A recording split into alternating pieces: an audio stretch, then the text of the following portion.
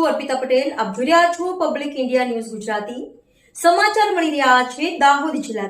દાહોદ જિલ્લાના કકરેલી ગામે ભાઈબીજની ભવ્ય ઉજવણી. દાહોદ જિલ્લાના સંજેલી તાલુકાના કકરેલી ગામમાં આવેલ સત્યનામ મંદિરે ભાઈબીજની 25મી વર્ષગાંઠની ઉજવણી ધામધૂમપૂર્વક કરવામાં આવી.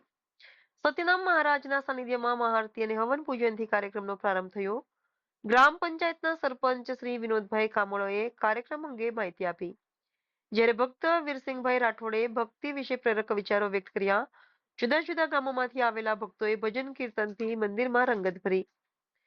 સત્યનામ ધામના મહંતશ્રીએ સત્સંગમાં ધર્મ જાગરણ અને વ્યસન મુક્તિ વિશે માર્ગદર્શન આપ્યું, તેમજ ગોપી મહારાજે રમઝટ બોલાવી. કાર્યક્રમમાં કાંતિભાઈ બામણિયા, મનીષભાઈ ચરપોટ, છત્રસિંહભાઈ સહિત ગ્રામજનો, ભક્તો, સાધુ સંતો અને આગેવાનો મોટી સંખ્યામાં ઉપસ્થિત રહ્યા.